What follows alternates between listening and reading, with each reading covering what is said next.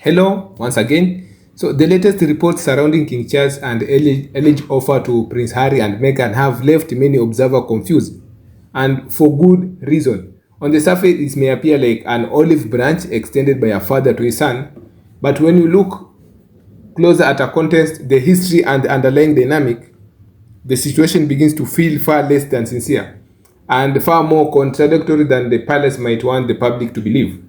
Because we all know for years now, Harry and Meghan have been portrayed as the outsiders and the one who stepped away, the one who disrupted traditional. Yet in reality, their decision to leave royal duties were rooted in a very real concern, relentless media instruction, lack of institutional support, and what many have described as cold rage system that failed to protect them.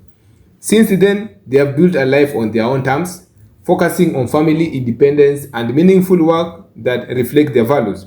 So whether through charitable initiative, media project, or public speaking, they have consistently demonstrated growth, resilience, and desire to move forward. Against that backdrop, any sudden offer from King Charles raises an obvious question. Why now and on what terms?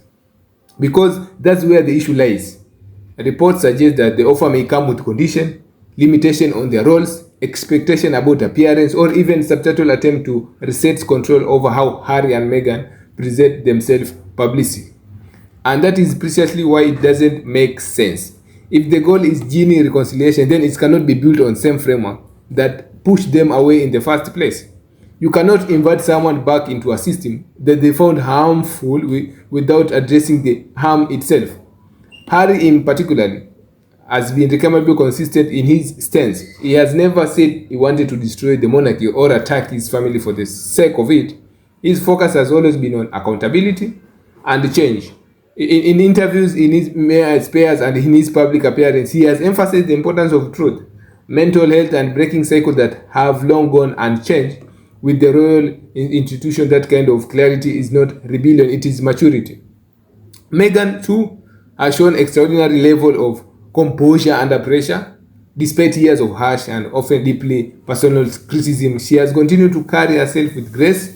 Her projects have centered on empowering others, amplifying voices and creating opportunity, particularly for women. The narrative that she's somehow the cause of the vision ignores the reality that she has lately chosen to raise above the noise rather than engaging it.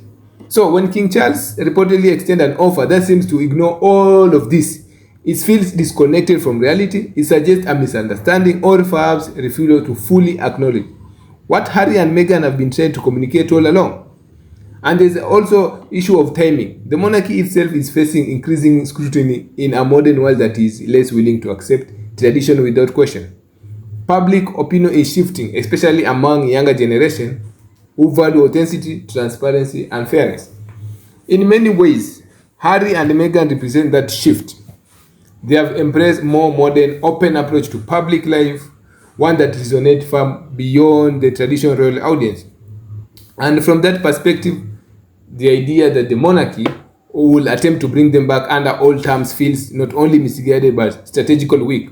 Instead of adapting and evolving, it appears to be clinging to outdated structure that no longer serve the monarchy. And then there is a personal dimension which cannot be ignored. This is not just a public or institutional issue. It is family matters, a father and a son relationship that has clearly been strained over time. Gaining reconciliation in such situations require honest empathy and willingness to listen. It requires acknowledging past mistakes and making meaningful effort to change. An offer that, like those elements, risk coming across performative rather than heartfelt. It's also worth noting that Harry and Meghan are no longer in position of dependency. They have built financial independence, established their own platform, and created a life that prioritizes their well-being and their children. This changes the power dynamic entirely. Any engagement with the royal family now has to be an equal footing, not deducted by hierarchy or expectation. That is perhaps the most important point of all. The old model, where younger members of the royal family simply fall in line and accept their roles without question, no longer applies here. So Harry and Meghan have shown that there is another way, and that walking away can sometimes be the most powerful statement of all. So when King Charles presents an offer that seems to ignore this new reality, it doesn't just fail to make sense. It highlight the very disconnect that caused the rift in the first place. If anything, the situation underscores the strength of Harry and Meghan's position. They are no longer defined by the institution they left behind. They are defining themselves on their own terms in a way that align with their values and their vision for the future. And that is not something that can simply be folded back in a traditional royal framework without significant change. Ultimately, the path forward is clear.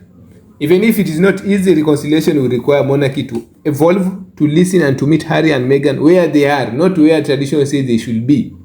It will require letting go of control and embracing a more modern, exclusive approach. Until that happens, any offer, no matter how it's presented, will continue to feel hollow. Because at its core, this is not about titles, role, or appearance. It's about respect, understanding, and the courage to change. And this is reached. Harry and Meghan appear to be far ahead of the institution than it's now trying to reach back for them. So in many ways, this moment serves as a defining test for King Charles himself. Leadership is not just about preserving tradition. It's about knowing when tradition must evolve. If his intention is truly to heal the divide, then the approach has to shift from control to compassion, from quiet condition to open dialogue. Anything less risking reinforcing very barrier that drove Harry and Meghan away, the further damaging a relationship that already hung by thread. For Harry and Meghan, however, the direction remains steady. They have already proven that their lives do not depend on royal approval and that their influence extends far beyond palace wall. Whether the monarchy chooses to grow or remain stuck in its old way, in ultimately its own decision, but one thing is clear. Any future connection will only work if it's built on respect, equality, and Guinea change, not an offer that simply doesn't make sense. Thank you guys for listening, for staying in this channel. Don't forget to subscribe, like, and share for more updates.